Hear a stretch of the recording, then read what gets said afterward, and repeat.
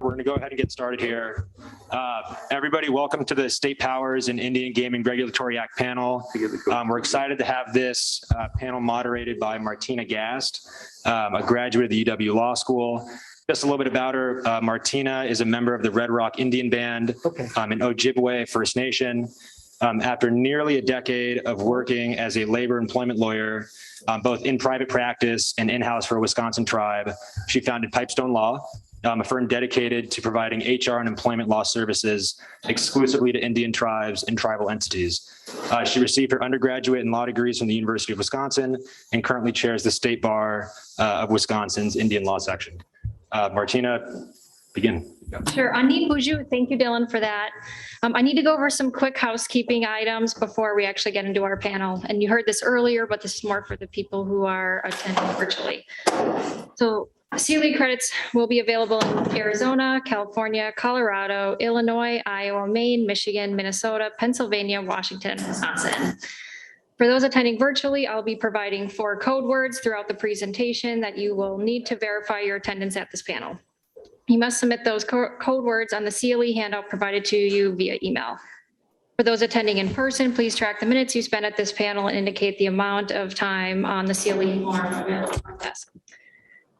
We will have time at the end of the presentations for questions. If you are attending virtually and have a question, please enter the question in the chat. If you are in person and have a question, please raise your hand and one of the volunteers with a microphone will assist you. And now I'm proud to introduce our panelists. We have Judge Gary Sherman, who served on the 4th District, Wisconsin Court of Appeals from 2010 to 2019. He previously served as a representative in the Wisconsin State Legislature for the 74th Assembly District. While in the legislature, Judge Sherman served on the Special Committee on State Tribal Relations and on the Joint Committee on Finance. He is an elected member of the American Law Institute and was actively involved in the Institute's restatement of the Law of American Indians project. Gary is a double badger, receiving both his BA and JD from the University of Wisconsin-Madison. Kevin Wadzinski is a principal in the Powers, Pyles, Sutter, and Verville Indian Tribal Governments Practice Group. His practice addresses a broad range of legal issues affecting Indian tribes and companies doing business with tribes. Kevin is an enrolled member of the Stockbridge-Muncie Band of Mohican Indians and is a founding member of the Native American Bar Association's Washington, D.C. branch. Kevin is also a double badger. Lastly, Professor Zeke Fletcher is an enrolled citizen of the Matchibee-Nashiwish Band of Potawatomi Indians and founder of Fletcher Law. Zeke represents tribes, tribal gaming operations, and other tribal entities in all judicial forms, as well as in administrative proceedings. Zeke is currently a professor of law at Indiana University Maurer School of Law and previously taught gaming law at Michigan State University College of Law. Zeke is unfortunately not a double badger, but he did attend the University of Wisconsin Law School, which still makes him part badger. And now I will turn it over to Judge Sherman. Thank you. I've never spoken in a mask before, so I hope you can understand me. Just before I go on, this is it. Okay, when we've been talking about this now all day, but this is it. This is the restatement of Indian law in its draft form. It'll be published in a nice book with buckram covers and all that. But this is what we've been talking about.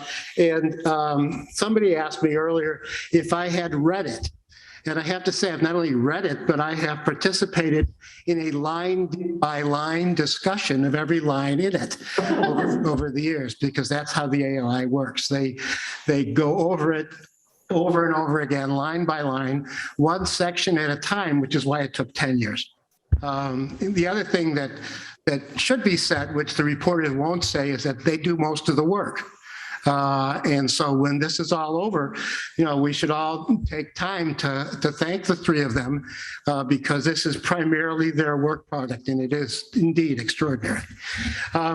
Okay, having said that, if Diane Wood can say that she's not an expert when she is the chief judge of the Court of Appeals for the Seventh Circuit, then I can certainly say that I'm not an expert. I'm just a small town lawyer. Okay, and this is Wisconsin, let's just say. it does work pretty well. And so if we're here in Ho-Chunk country, I'm from here at the very top of the state. And most of the tribes in the state, all but the Ho-Chunk, are from this area up in here. And that really represents my point of view.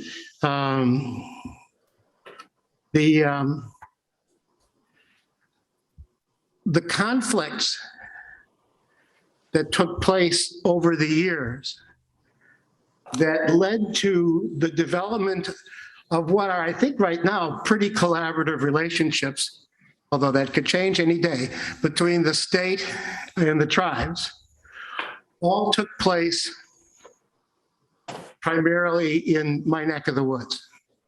And they were pretty intense conflicts. And I think that's something to bear in mind, especially since most of the people in the room aren't old enough to remember, but I am.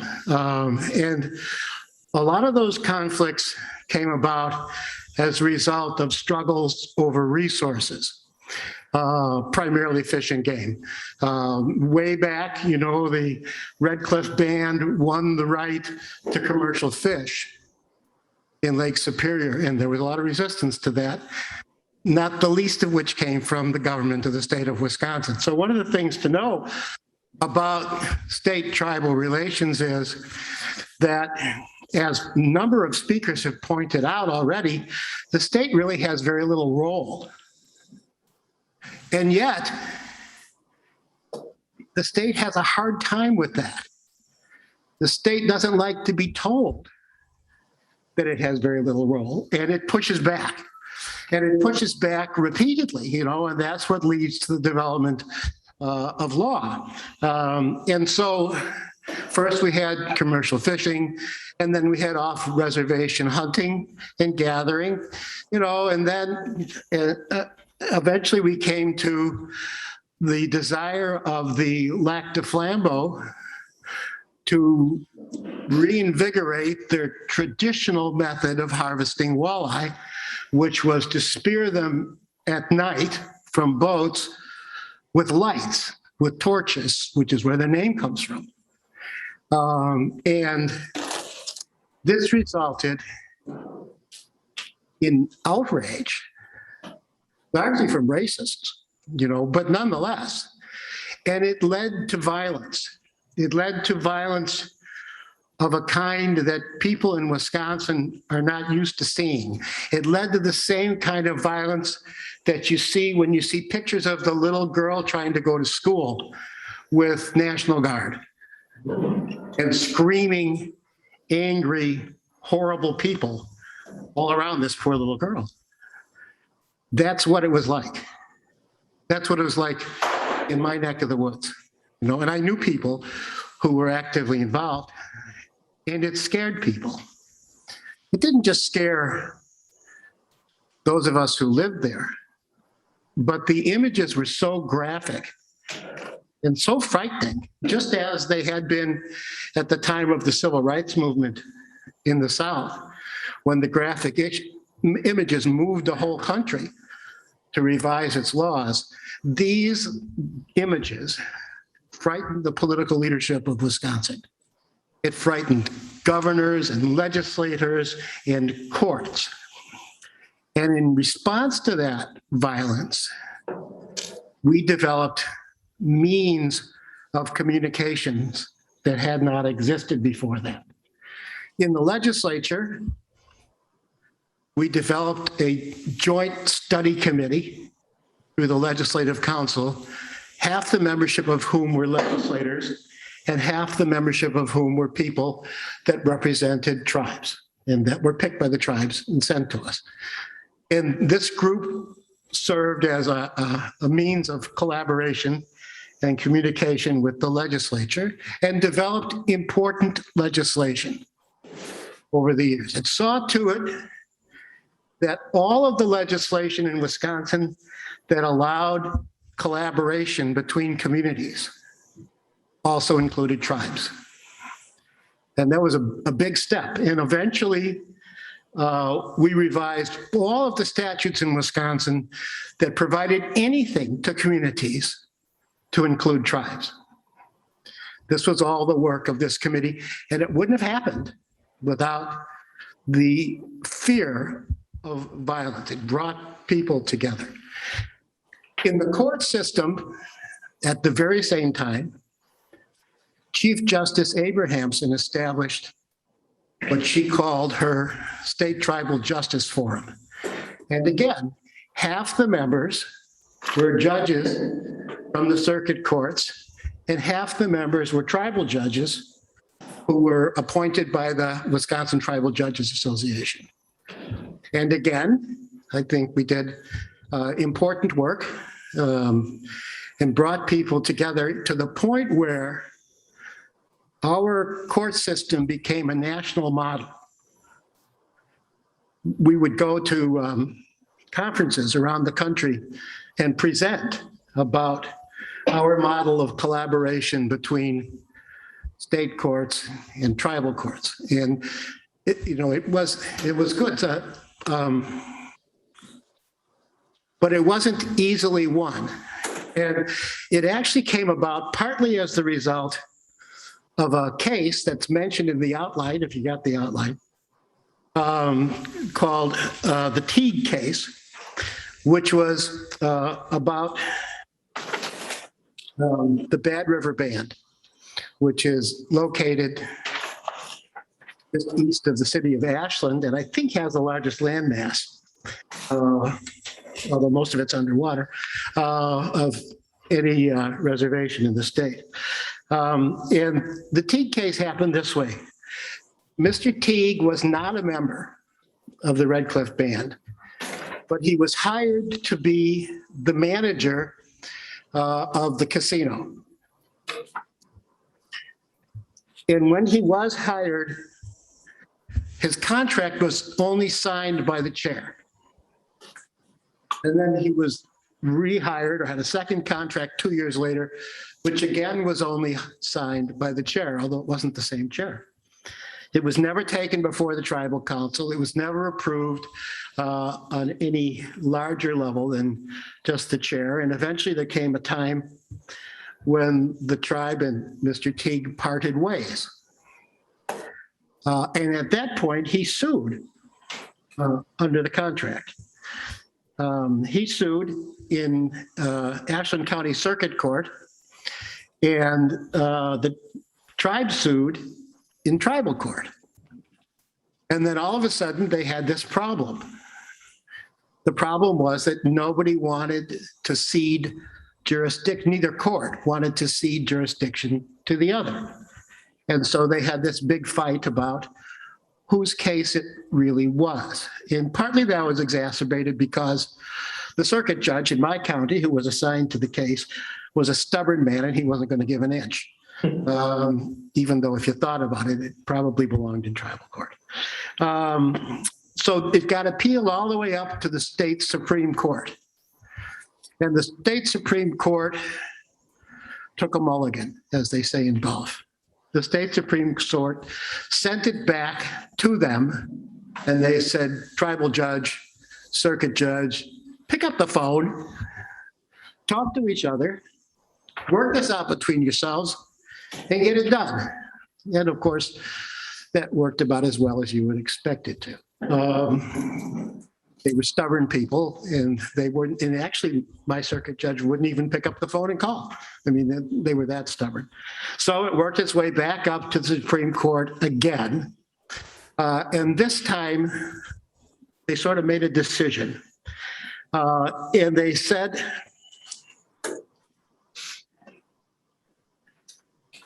not only that,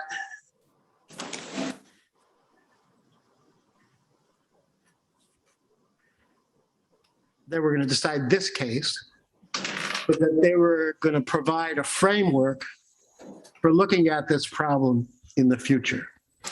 Actually, the case was decided by a majority of 5, but the concurrence of 4 actually came up with the 13 protocols, which you can see listed in my outline.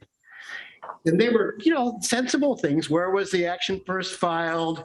Who were the parties, and what expenditure of time and resources would each court need? The relative burdens on the parties, the kind of things lawyers would think of. And the problem was that in the immediate sense, it didn't really solve the problem. The five-person majority simply said, full faith and credit, the tribal court acted first, so we accept their decision. But that didn't, like I say, didn't give much guidance for the future. So what actually happened is, and I think we're going to talk about this a little bit later, but in counties where there are both circuit courts and tribal courts in the same counties, it's easier for them to work out protocols. And so in the judicial administrative districts up north, both mine and the one to the east of mine, they adopted these 13 points that the court had laid out as a protocol, and pretty much everybody just agreed to them, and they became the working basis of going forward. Well, another interesting thing then happened, which was nobody wanted this to happen again. So, judges just started working together much more seamlessly as a matter of practice. And in our Tribal Justice Forum, we said, well, if you can do that when cases are pending, why not short circuit the process and make this decision in advance? So let's just say if you're a circuit court judge and you have a case that you think could be just as well handled or better handled in tribal court, why not create a rule, a court rule that allows you to preemptively say, no, this belongs in tribal court? And so we proposed this to the Supreme Court, and they passed this rule, and it's got the same 13 Teague protocol points in it for helping to make the decision. And it's been the law in Wisconsin ever since, which I think is at least 15, 20 years at this point. So we've become a model for collaboration, but the real lesson is that was hard won, that a lot of the violence had to occur, that people had to suffer, that lack of comity had to occur before comity could be achieved like that. So I don't know, I think it must be outside. Good. Good, okay. Okay. Thank you, Judge Sherman. I have to give the first code word for the people attending virtually. So the first code word is land. Again, the first code word is land. And now I'll turn it over to Kevin, actually. He's next on our list. Great. Well, hello, everyone. I very much appreciate the opportunity to participate in this symposium. And to all of you who have worked on the restatement, I think that's fantastic. It's a huge effort, and it's going to be a great benefit to Indian country. I also had this incredible urge to do bunny ears behind Zeke's. In any event, so thank you so much. I really appreciate the opportunity, and I'm sorry I couldn't be there in person. I actually tried, but I got as far as Newark, New Jersey for a number of hours, and then decided that because I couldn't make it in time for the presentation, just to come back to DC. But I enjoy coming home, so I do miss being there in person. So what I want to talk about today is the role of states through the Tribal State Gaming Compact process established under the Indian Gaming Regulatory Act. Sherman mentioned, and some of the earlier presenters mentioned, that states generally have very, very limited roles in Indian affairs, and I completely agree with that. But there are times when Congress decides statutorily to grant states a role over Indian matters or in Indian affairs. And that's exactly what they did in the Indian Gaming Regulatory Act. If there's any theme to my comments and remarks, it's really when Congress does that, when it opens the door to state jurisdiction, even if it intends to only narrowly do so, states are going to really try to push that door wide open, and they're going to try to get as much jurisdiction as they can. So I'm going to give a little background about the compacting process, and then I want to talk about two specific issues. One deals with the scope of permissible provisions or topics to include in the state compact, and the evolving, I guess, view of the department on what is permissible and what is not, as well as the courts. There's a current pending case in California on that topic. And then a related topic is revenue sharing. And revenue sharing has been around for a long time, but there's some new developments in that area as well. So with that, a little background on IGRA. So I'm sure many of you know, 1987, the Supreme Court ruled in the Cabazon decision, confirming that if a state permits and doesn't outright prohibit gaming, then tribes have full authority to engage in those forms of gaming. That caused a lot of fear with the states. So it was not a surprise that they went to Congress and said, you need to give us, states, a role in regulating gaming. And that's in fact what Congress did, and it did it through the compacting process, which is a very unique process. And instead of in IGRA stating, states, you shall exercise jurisdiction over X, Y, and Z of a tribe's gaming operation, it decided that it will leave it to states and tribes to negotiate the scope of the state's jurisdiction. But Congress did put some parameters on that process. One is, first, Congress said to the tribes, you cannot engage in Class 3 gaming without a tribal state compact. So it becomes a clear requirement for Class 3 gaming. And Congress went on to say, but states, you have to negotiate in good faith. And there are certain provisions that are permissible to have in the compact, and I'll come back to those. Certain provisions are not permissible, and you can't have those in the compact. Congress also subjected the compacts to review by the Department of Interior, and specifically provided that the secretary has 45 days to not only review, but to either approve or disapprove, or let the compact be deemed approved by inaction by operation of law. On that last point, Congress spelled out the circumstances under which the secretary may disapprove. And those are if the compact violates any provision of IGRA, any other provision of federal law that does not relate to jurisdiction over gaming on Indian lands, or the trust obligations of the United States to Indians.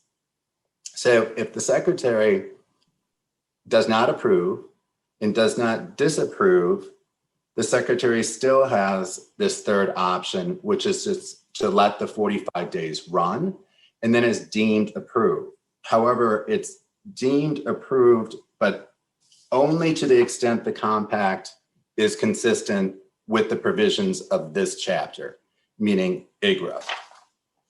And I think I heard Dean Washburn, at least in the morning presentation, ask a question. I don't know if he's in the room right now, but he identifies in a great law review article, I think it's Michigan Journal of Law Reform. In any event, he identifies a fourth option for the secretary.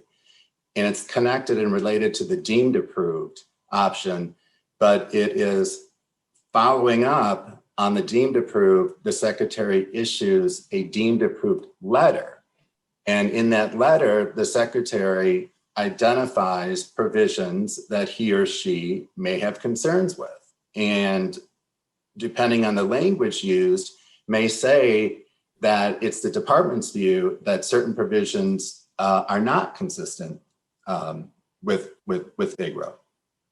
And I think those letters have increased, especially since the seminal decision, which invalidated the right of states to be sued in federal court by tribes for failure to negotiate in bad faith.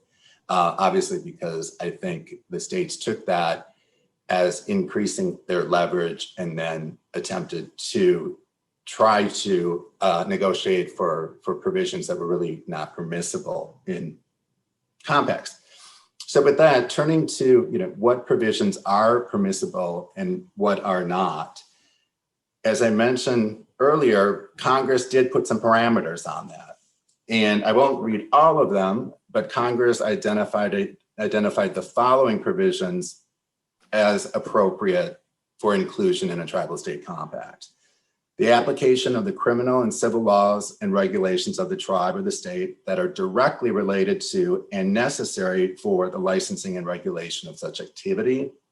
The allocation of jurisdiction between the state and the tribe necessary to enforce these laws and regulations. The assessment by the state of its costs for its regulation. Standards for gaming operations and maintenance of the gaming facility, including licenses. And a very broad, well, at first glance, a broad catch-all, and that is any other subjects that are directly related to the operation of gaming activities. The directly related to the operation of gaming activities actually narrows the scope of that catch-all provision. Congress also said states cannot impose provisions that amount to a tax or an impermissible fee in the contracts. So that seems pretty straightforward. But as I mentioned earlier, in light of the seminal decision, there's an effort that states made to try to include other topics. And I'll give you some examples. I believe this is from an Oklahoma compact, where the state of Oklahoma tried to include in a gaming compact a provision that provided that if the compacting tribe terminated the state and tribal tobacco compact, that then the state could terminate the gaming compact. Obviously not directly related to gaming. Other examples including attempts by states to have jurisdiction over ancillary facilities, such as hotels, spas, RV parks, even golf courses. As casinos develop, you often see more and more of these ancillary or related facilities. And on that point, the department back in 2012 made its position clear that just because those facilities are near or adjacent to the gaming facility, that does not make them directly related. And the Director of Office of Indian Gaming, Paula Hart, letter, and she also completely rejected the notion that many states were advancing, and that was, but for gaming, these ancillary facilities wouldn't be there. Therefore, it's directly related to gaming. Another example, an attempt to include in a compact a provision that a tribe use its land settlement funds for housing, which is something the state of New York attempted. State regulation over food and beverage found in California, but that was also rejected. And the Mashpee Compact, the initial Mashpee Compact, included a provision for hunting and fishing and land use, and that was affirmatively disapproved. There's also a current case pending in the state of California, and it's the Chicken Ranch Rancheria case. And the tribe is arguing that there are a number of provisions in that compact that should not be in that compact, and they go beyond being directly related to gaming, and therefore it is bad for faith for the state to force the negotiation of those provisions. Those provisions included a number of provisions, including provisions governing employment and labor laws with respect to gaming employees. The court said, that directly relates to employees working at the casino, and therefore falls within that catch-all phrase. The court also looked at provisions that would require the tribe to adopt as tribal law certain tort provisions for patrons. And there the court said, first, that permissible if jurisdiction was transferred to state court for resolution of those claims. But if a tribe adopts it as a matter of tribal law, it's permitted. However, the court went on to say, but the state still needs to show some meaningful concessions for that provision. Another topic was spousal and child support. This provision would have required the tribe to garnish wages if it had a valid state spousal or child. Here, the court said that is not permitted because that is not directly related to gaming. In fact, that really amounts to an attempt to regulate the behavior, the activity or conduct of employees and their family members. Also, environmental laws were considered. Court said it's within the scope, but then also said that the state has not yet shown the meaningful concessions. That case is on appeal, and it raises the question, what is the Department of Interior going to do if it is reviewing a compact with those or similar provisions? And I think it's safe to say generally over the years, the department has taken this issue very seriously and does follow the rule that it does need to be directly related. But there have been times where political pressures have perhaps caused them to allow certain provisions to either be deemed approved without a deemed approved letter or even approved. But I think we have some idea, at least with this administration, what their intentions are. And I think they're gonna, and I'm just speculating, to use this case to support a real scrutinized view over permissible provisions. In August of 2021, Assistant Secretary Brian Newland, I think he was principal deputy assistant at that time, issued a letter to the chairman of the Seminole tribe. That compact was deemed approved, and he sent a deemed approved letter. And what he did is first acknowledge that the state's regulatory authority over tribal gaming activities must be narrow as intended by IGRA. Then he went on to say that he had significant concerns with the provisions relating to the allocation of jurisdiction to the state over patron disputes and tort claims. The difference there from the Chicken Ranch case is the compact here actually provided for state court jurisdiction.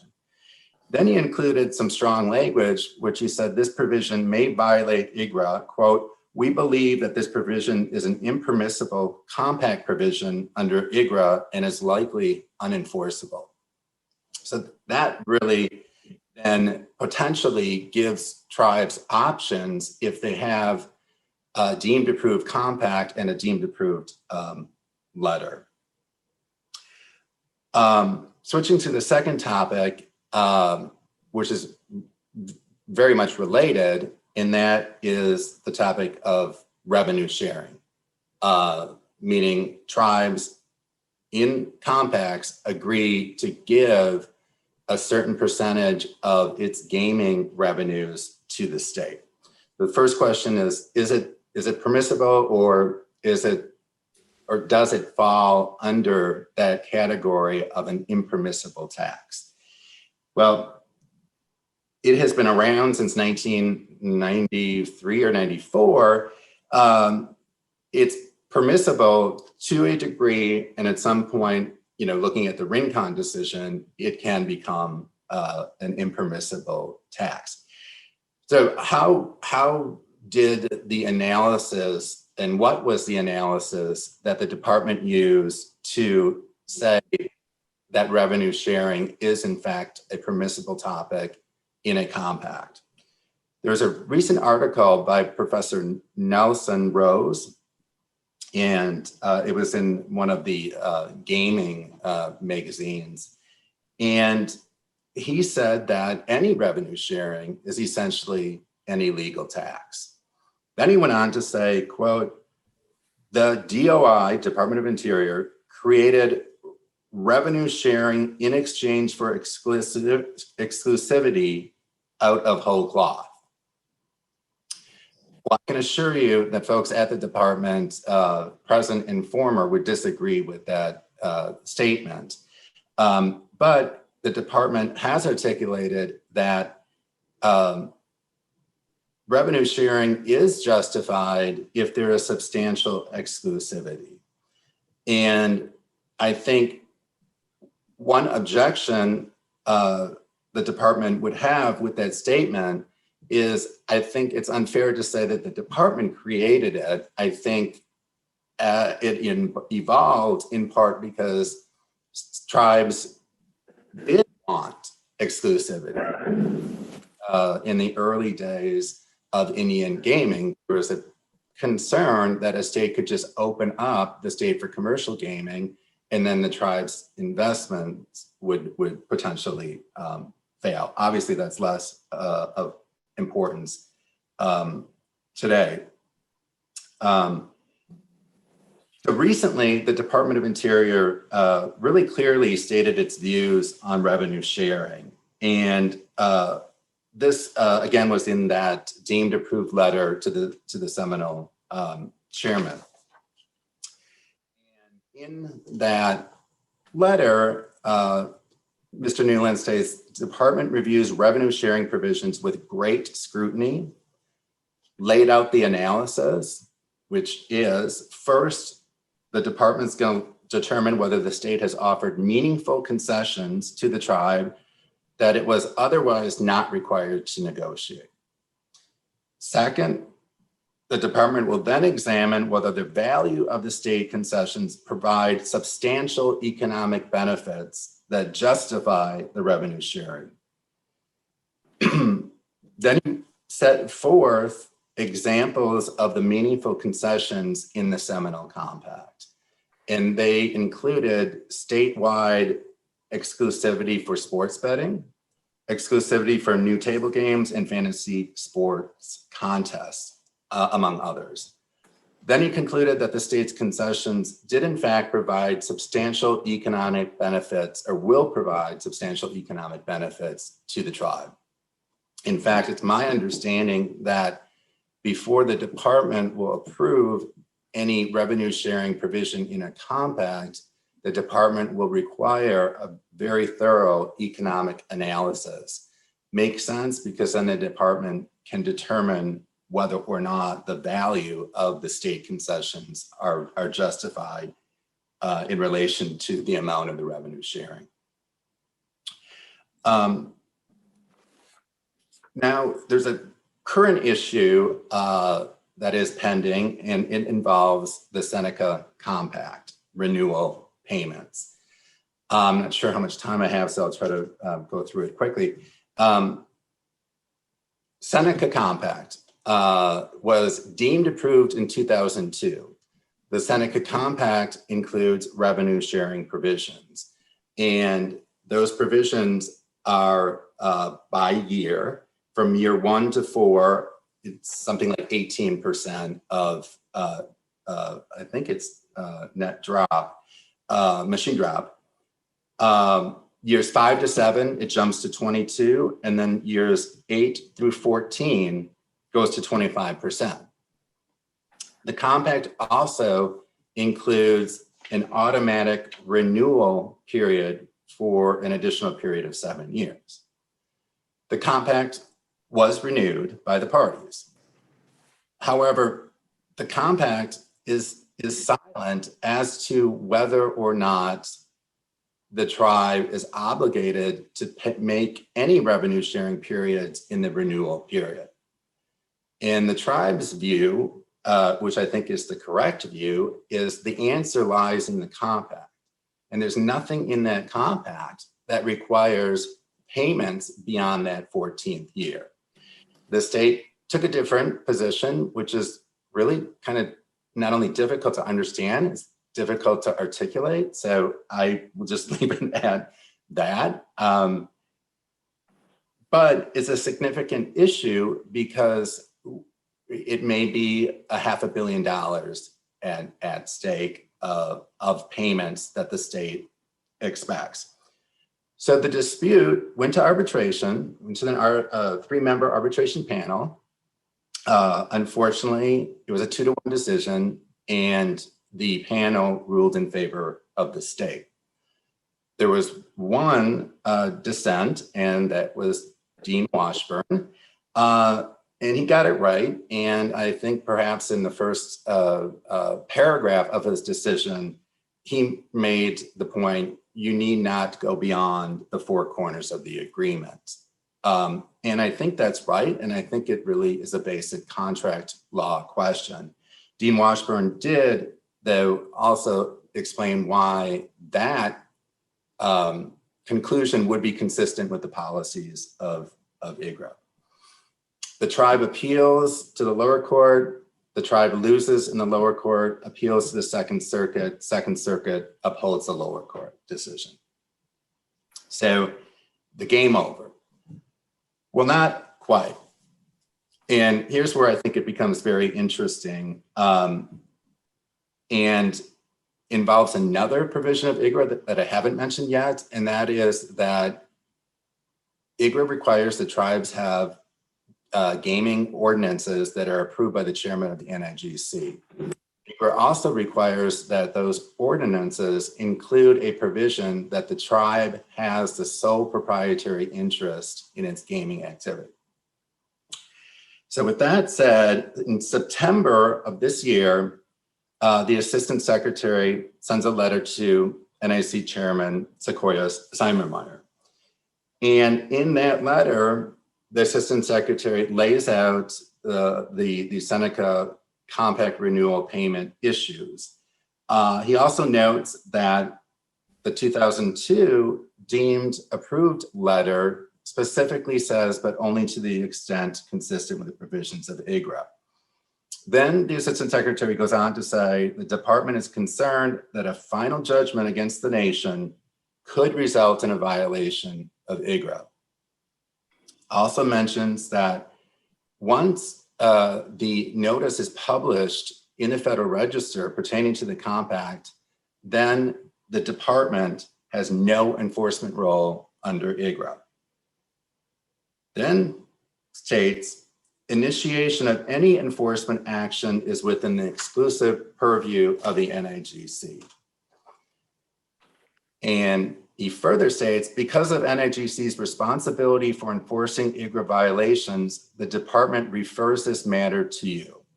Although the department recognizes that it is within NIGC's discretion to consider whether there is a violation of IGRA, the department shares its serious concern about the panel's extension of the revenue sharing provision beyond the compact's initial 14-year period, and whether this agreement may violate the nation's ordinance requirement that it maintain the sole proprietary interest in its gaming operations and be the primary beneficiary of its gaming enterprise.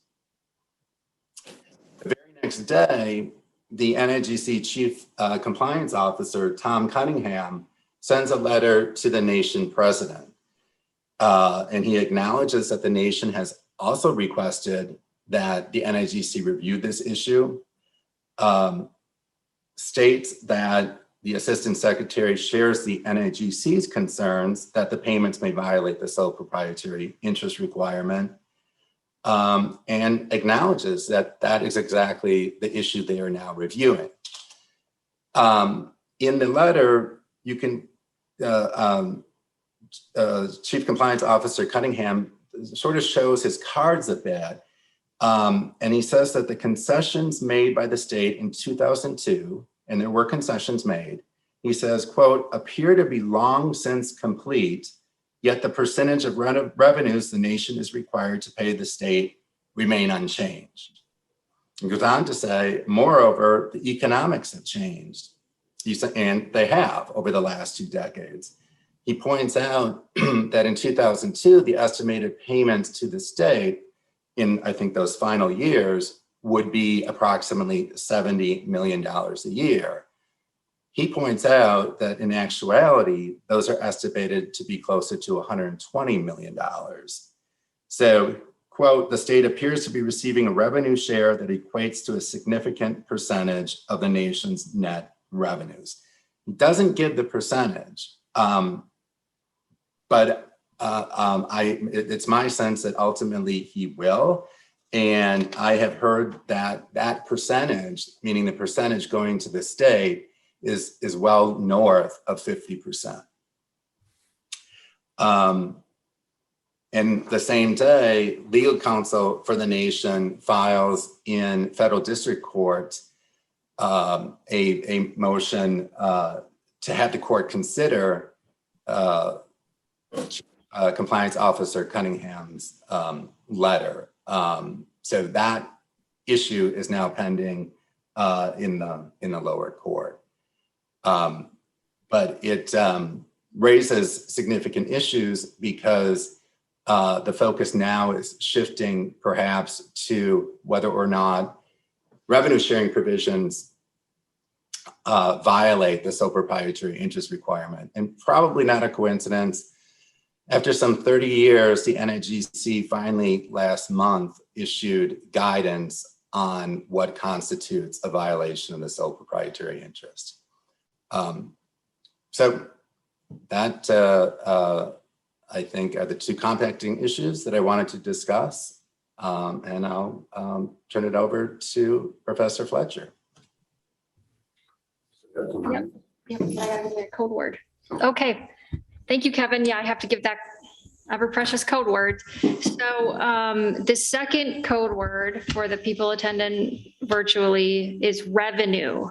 The second code word is revenue. All right, now turning it over to Professor Fletcher. All right, thank you. I would really prefer if people would not call me Professor Fletcher. Yes, I am an adjunct. I teach 1 class. It's online. I am not a professor. Let's just be clear about that. It's in my notes. It's in my notes. All right. I didn't draft the notes. Yeah, fair enough. Ani Baju, Zeke Fletcher Nadezhnikov, East Lansing Nandojaba, Mashiki Nandodam. I started law school here in 2003, and that's obviously a long time ago. My My son was 6 months old when I started, and he's now a freshman at college, the University of Michigan. So go Blue, go Badgers too. You know, like I said, I'm not double badgered, but it's been at least a decade since I've even been in this building, and I'm not going to lie, I was kind of disappointed to hear that the orientation process perhaps is a bit different than it was when I was here. Last day of orientation, I was going to walk back to our place in Eagle Heights, you know, family housing. And this guy named Israel said, "Hey, man, where are you going?" I'm like, "I'm going home." It's like, "They're just getting ready to roll in the kegs right now." I'm sorry, what? And literally, there were 6 kegs rolled into the atrium just outside this room. Dean Davis at the time tapped the kegs and was pumping the beer cups for everybody. Apparently, you know, maybe times have changed even in Wisconsin to the point where maybe they don't do that, but I think it's time for the law students to take a stand and initiate that process. And just for the record, it was not for that reason that I asked the pilot to turn back to DC. Oh, the beer just tastes better in Wisconsin, Kevin, and that's too bad you couldn't enjoy that. But so state tribal relations. You know, this is more of a sort of a focused sort of case study on some things in Michigan that have happened recently and are happening across the country. And so I'm trying to focus on the internet gaming laws that were passed in Michigan recently. And really is a good case study in really what state and tribal relations can be. In a positive note, there were many complex legal issues that really still aren't resolved. But you know, like most good lawyers and in federal Indian law, you just kind of make it up and hope it sticks. As literally we're here at the Restatement conference, which is the exact opposite of that. It's extremely black letter, but anyway, that's on the ground stuff. So I kind of want to walk through the history, you know, bear with me for a moment as far as legislatively within Congress, then which resulted in the laws being passed in Michigan. So in 1992, Congress enacted the Professional and Amateur Sports Protection Act. And really, this was a clear and concise statement that no state, no tribe, they were all prohibited specifically from permitting sports betting or wagering on any amateur or professional sports. It's very concise. And one of the champions of the legislation was New Jersey Senator Bill Bradley. And I say that, you know, he was a basketball star at Princeton and NBA star at the Knicks, even being referred to as the white Oscar Robinson in his day. Still, unfortunately, even at the peak of his college existence, just wasn't able to beat Cassie Russell and the University of Michigan Wolverines, I might add, twice in 1 year. But you know, I digress. So I say that ironically, and I'll get into that. You'll understand why it is ironic later. But you know, the rise and fall of Atlantic City was very well broadcasted and understood by many.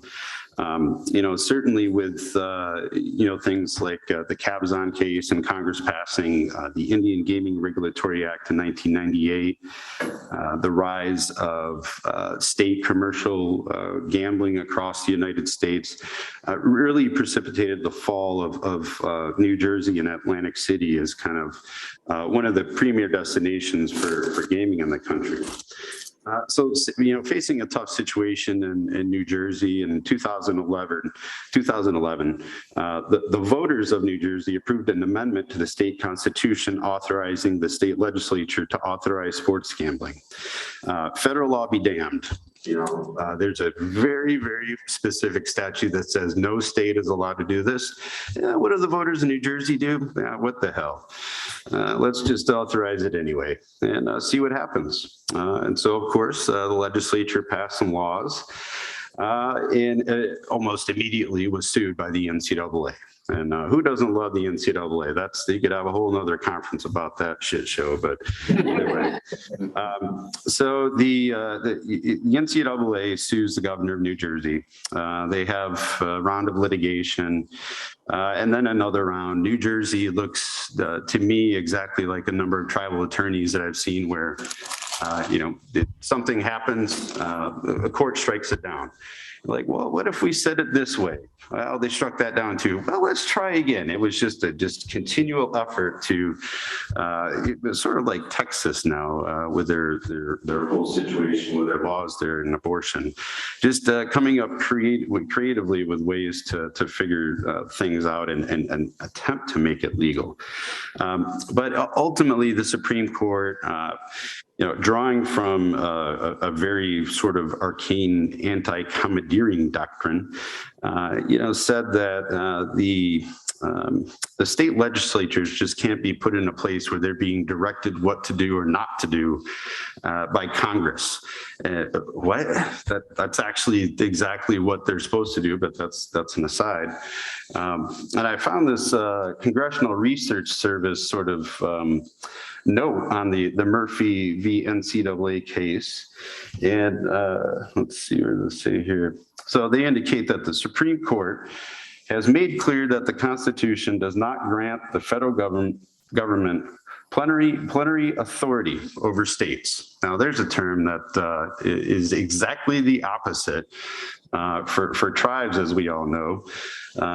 Despite, in my opinion, that the text of the Constitution is exactly clear. And as Mr. Needler had pointed out in quoting those sections of the Indian Commerce Clause, that it's supposed to be Congress deals with the Indian tribes as opposed to, over. But that being said, it is what it is. So either way, Congress passes this law. The court says you can't do it because of states' rights. Then we got the whole other issue at the same time dealing with the Wire Act. And I frankly don't really want to get into that. But either way, Congress did pass the Unlawful Internet Gaming Enforcement Act. Another very clear and concise statement that you're not allowed to game on the internet. But here we are today, gaming on the internet. That law is still in place. And in 2013, utilizing sort of the quasi decriminalization of the Wire Act by DOJ, New Jersey, because who else, enacted a specific statute saying that you're going to be able to place wagers on casino games via the internet. Again, despite really being against the law, but that's New Jersey. And no offense, I guess, if you're from Jersey, but so. With all this going on, and you can draw a lot of analogies between what's happened here with internet gaming and states' rights and so on and so forth, kind of like with the cannabis or the marijuana situation. Absolutely, under federal law, there's been no change. Cannabis and marijuana is illegal. It is a substance that's on the schedule. It's illegal, except for where it isn't, which is in any state that said that it's okay. But within those states that have, created mechanisms for either medical or recreational marijuana, if there's tribes within those states, that's still federal land. And so you have that same sort of struggle or issue between internet gaming in a state and where there are tribes located, because all of those tribes are little pockets, or in some cases, bigger pockets of federal land where the state law cannot encroach on, it's not supposed to govern, so on and so forth. So at least in Michigan, leading up to the enactment of both the Lawful Internet Gaming Act and the Lawful Sports Betting Act at the very end of 2019, there were a number of issues that need to be resolved. You had obviously broad support from the 3 commercial casinos that are in Detroit. One of which is an MGM branded, so they've been setting up with sports betting for a long time. In addition to internet gaming, And the thought process was that, keep in mind, I mean, before 2019, this had been sort of discussed going back to 2013 when New Jersey still first did this. And so you have, this whole scenario of it's coming, what are you going to do? We need to figure out these issues. And there were really no good answers to a number of the questions. Tribes, in theory, under IGRA can engage in internet gaming as long as the person and the wagers being placed on tribal lands. But because of the size of many of the reservations, there's not a significant population base on any of the reservations amounting to any ability for true revenue be derived from on-reservation internet gaming. So obviously the idea is that with the authority, and I think sort of the general power that the tribes can have collectively in any state, and especially within Michigan, he said, all right, if this is happening, I mean, we're going to be included or it's not happening. We're going to figure out a way to kill this if you don't involve us. And a lot of the key legislators and the governor's office, we all spent a lot of time trying to figure out what this was going to look like. And so, generally speaking, you've got a pretty modest application fee, license fee in Michigan. It's $100,000 for the initial license fee, and it's just $50,000 afterwards. And the states kind of are all over the place whether or not they involve tribes in internet gaming or not. For instance, in Pennsylvania, you needed to pay $1 million up front to even be considered for a license. Same thing in New Jersey, it was $400,000 up front. But there's no tribes in those states. And certainly with a number of the more modest tribal gaming facilities in the Upper Peninsula, $400,000 or $1 million would just put them out of the market right away. They just can't afford that. And so I think just the fact that the application fees, just as a microcosm of it all, show kind of the interaction between the tribes and the state legislature and the state governor's office, really taking into account the concerns that the tribes had. And again, saying we can't be priced out of it. If it's going to happen, we're going to participate, one way or the other. And so, under the scheme in Michigan, all of the tribes are subject to the regulatory jurisdiction of the Michigan Game Control Board. That is a foreign and a scary concept for tribes, and I still kind of get shivers a little bit just thinking about it and saying it out loud, because frankly, that's been one of the reasons I am a tribal lawyer. I am the line of defense between the state trying to come on to the reservation and enforce whatever they want. And thankfully, things like the restatement will be easy to point to. It'll make my job a lot easier, frankly, to say, I don't know if you heard of this thing, but pretty much what you're trying to do is black letter law that you can't do it. So, thank you. I appreciate it. Others making my job easier. But, going back to those interactions, it's a scary proposition, like I said, but we were able to work through it, and there were just a host of things that we had to do. So even as part of the internet gaming, sports betting regulatory structure in Michigan, there still also needed to be compact amendments, because somebody can walk into a travel casino at this point in Michigan and sports bet. And that would not be possible without the change in state law. But also, as part of this, whole process, each of the tribes had to get authorization from the governor in order to conduct retail sports betting at their brick and mortar facilities as IGRA gaming, subject to any revenue sharing payments that are required under the compact. But then again, only subject to sort of inspection rights by the state, as opposed to, the internet stuff where we are literally getting a license from the state. In IGRA gaming, on reservation brick and mortar, we're getting licensed by the Tribal Gaming Commission, not the state. And so that's a key distinction there. Also, sort of complicating the notion, and this was really more focused on my own tribe and my own client, the Matchi Wishband of Potawatomi Indians, aka the Gun Lake Tribe, located in beautiful Bradley, Michigan. Our tribe is restricted to one site where we can have a gaming facility, but the tribe has 1,000 acres of trust land outside of that. But the Indian Gaming Regulatory Act specifically gives the National Indian Gaming Commission authority over tribal gaming. But if we have all this trust land that is technically federal land, but only this part of land is regulated by the NIGC, then who's to say whether or not bets can be placed on those trust lands that are not subject to regulation by the state and or the National Indian Gaming Commission. So again, we just made some stuff up, frankly, and the council passed it. So now it's the tribal law. And that's how that works. But the questions that arose were very interesting, especially in light of the fact that the state of Arizona is now in the midst of creating their internet gaming process, and it looks different, certainly to me, than what happened in Michigan.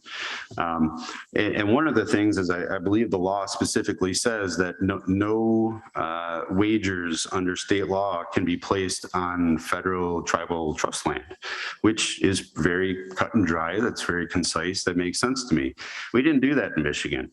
We had operators saying that the geofencing, it was too difficult. The state wasn't sure what to do. But for whatever reason, I guess in the magical land of Arizona, they figured out what to do. They probably did. I think it's just an oversight on the part of the Michigan law because we were dealing with so many issues that there wasn't a clear, concise statement on that. At the same time, I say there's not a statement on that, but the law specifically requires and states that wherever the person is, they're judged to be placing a bet in the state at whatever licensee's gaming facilities. But for all the tribes, their licensed gaming facilities are on federal land, not state land. Again, the NIGC has asked questions about that, and like, how do you reconcile that? And I don't know. That's not my job. All I know is that we got it through, and we're doing internet gaming.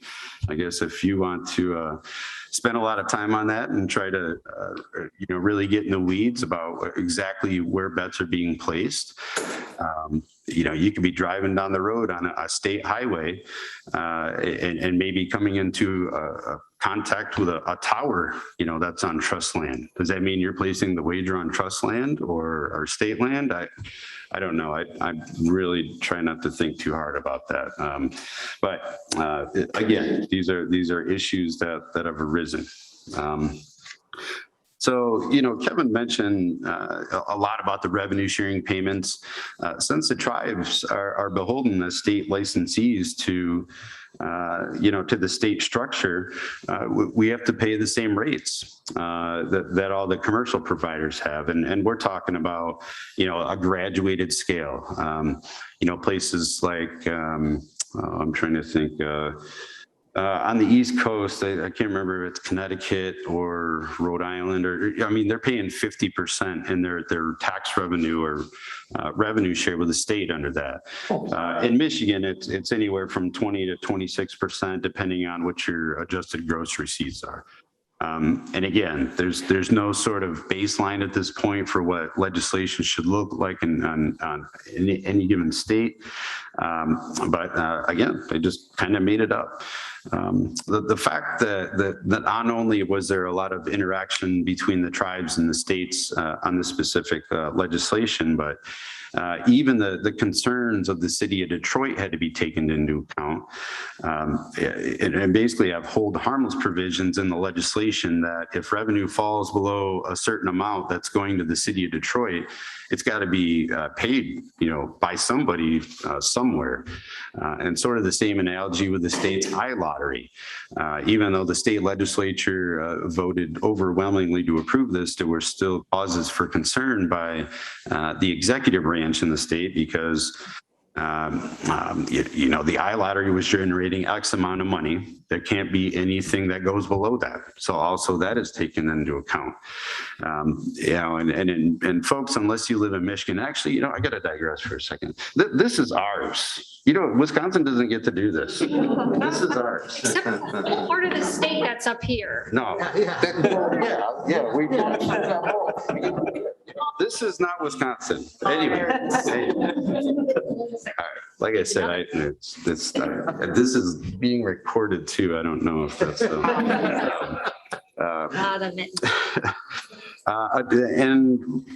what am I doing on time here? Okay. So what the last couple of things I want to mention too is that with the internet gaming stuff, and especially with sports betting. What Michigan did in their legislation is that we got tier 1 and tier 2 betting. So tier 1 is just your run of the mill. You go online and you bet on the Detroit Lions to lose because that's a very, very good bet. And yes, I knew that before the season, but either way. So, or betting on a half of football or whatever it may be, total score, money line, spreads, all that. But in Michigan, what we do as well is we have the tier 2 betting, which basically allows you to bet in game, after the game has begun. How many interceptions will the Detroit Lions quarterback throw? A lot. And so interestingly enough, having to have that in law and then also have deals with all of the leagues is critical in that to being able to access that real-time data from stats and all that kind of stuff. And so the very last thing that I want to mention too, no, that's not true. One of the last things I'm going to mention is that because the tribes were effectively had to be licensed under state law, the state needed a mechanism to enforce their licensure. So without the provision regarding a waiver of sovereign immunity, you could have a tribe that gets a license from the state of Michigan. They start gaming and they're like, you know what, we don't want to pay you anymore. And like, okay, great. Well, I guess we're going to sue you. And the tribe says, yeah, good luck with that. Just ask Bay Mills, against all odds. I mean, frankly, I don't know if you know anything about that decision, but everybody in Indian country was pissed at Bay Mills. Like, you're going to ruin it for everybody. And then they won. So kudos to them. And then the very last thing that it really has nothing to do with a lot of this, but you look at the good case study, in my opinion, with this legislation and the interaction between all the tribes in the state. But frankly speaking, I don't think it gets done unless, Winona Singal is not in the governor's office as one of Gretchen Whitmer's lawyers. Just an extreme amount of trust that she's built up in Indian country, the same way in working on this project. I think it doesn't get done if she's not in that position, because all the tribal leaders in Michigan knew her. They knew that she would not lead them astray, and she didn't. And so I guess really the bottom line is, if you want strong state tribal relations, then you should hire Winona. So that's my takeaway. Thank you very much.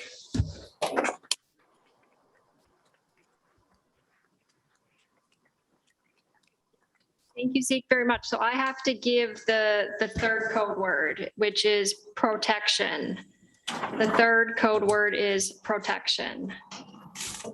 And we have about 5 minutes left. So I'll start and ask everyone, ask our panelists here first question, and then if anybody else has questions in the audience, we can do that. And I also have to remember to give the fourth code word as well. So all of you talked about the state's relationships with tribes here. So one question I have for all of you is, what do you think is the greatest threat to a successful state and tribal relationship? I'll start with Judge Sherman. You really want to start with me after you know what I'm going to say? Say it. All right, Republican. You want to elaborate Well, if it's needed? if it's needed, yeah. Yeah. Well, I mean, here in Wisconsin, the Republican leadership went so far as to sue the tribes over the compacts. I mean, it's basically been a major theme here anyway, to be opposed to the tribes and to be hostile to them. Whereas, you have governors like Doyle and Evers who have been very collaborative with the tribes. So, I mean, that's my answer. Do you see any hope that that's going to change? Only if If we keep Only with if them? reapportionment is fair. Sure. Okay, Kevin, what about you? Sure, I would say that, the greatest or one of the greatest threats to a successful tribal state relationship is a change in federal law, whether that's by Congress or by courts, that would disrupt the status quo and potentially change the respective leverage that the tribe has and that the state has. I mean, it would just give them, assuming it is change that would benefit the states, it would give then that state an incentive to change whatever is working, and that can be said for the tribe as well.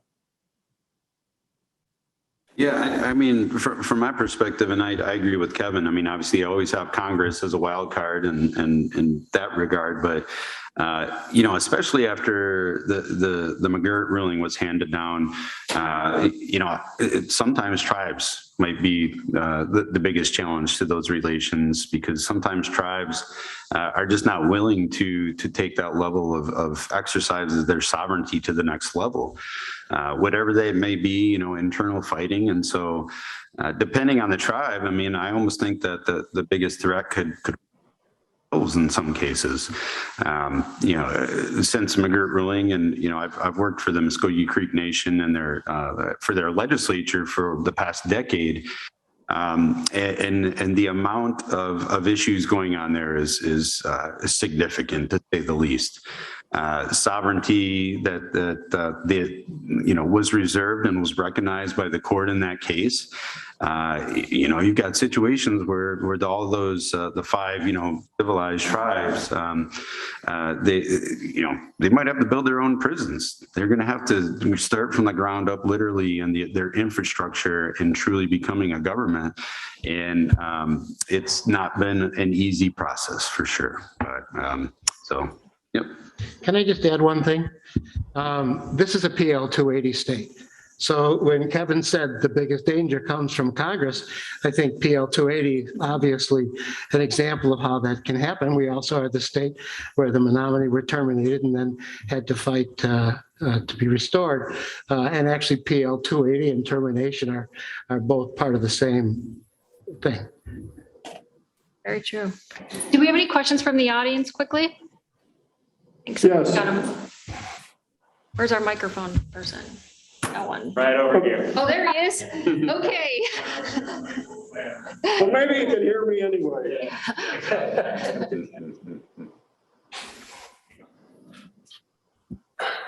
Yeah, but even in Wisconsin, the tribes retain civil regulatory jurisdiction within Indian country.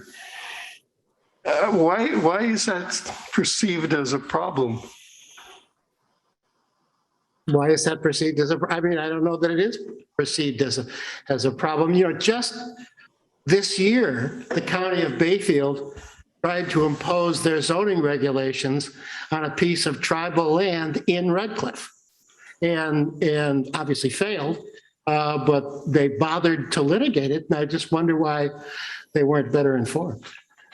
Well, it's the same situation with the Hobart trying to require the tribe around Green Bay to get a permit to have their apple festival.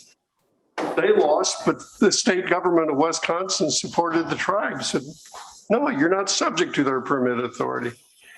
So even though Public Law 280 is applicable in Wisconsin, the tribes still retain civil regulatory authority. You know, part of it is because they've asserted their sovereignty in those areas. If they hadn't asserted their sovereignty in those areas, PL 280 does give civil regulatory authority to the states. So it's a use it or lose it situation. No, it gives it the civil regulatory authority to the tribes. That's the Cabazon decision. Well, If I could jump in with a comment, and I'm not sure who the speaker is, but Cabazon and before Cabazon, Bryan versus Itasca County ruling, together that PL 280 does not grant civil regulatory jurisdiction to states. But as a tack onto my previous comment, well, what happens if Congress changes that? Or what happens if there's a new decision and a new Supreme Court interpretation of PL 280? Because that would or could certainly change the status quo. yeah, what Kevin said. Okay, and I know we have On the back. one other question that I saw for hands up. Yep. Your magic word too. Thank you, panelists. I have heard that the Brackeen case could have consequences for gaming law, and I was just wondering if from a very basic level, you could speak to that a little bit and how that might impact state-tribal relationships. I don't know the answer to that. Kevin, do you want to try? I'll first ask the question if the person asking that question can just tell us basically what that case involves. I listened to the podcast This Land, and I don't know that I could do a really great job of explaining it. But basically, it's looking at the Indian Child Welfare Act and whether or not that's constitutional, and that might have greater consequences for other congressional acts that relate to tribes. Yeah, and I confess I'm not familiar with that case, but I think your question goes to whether or not Congress can legislate specifically on tribal matters or Indian issues, and I think the courts have recognized that it can, and perhaps again I don't know enough about the IGRA case, but perhaps. It draws the question about does that case involve individual Indians based on not political status, but actually like quantum issues. So, Okay, so we have one of the podcast star guests here, and he's going to save the day for this.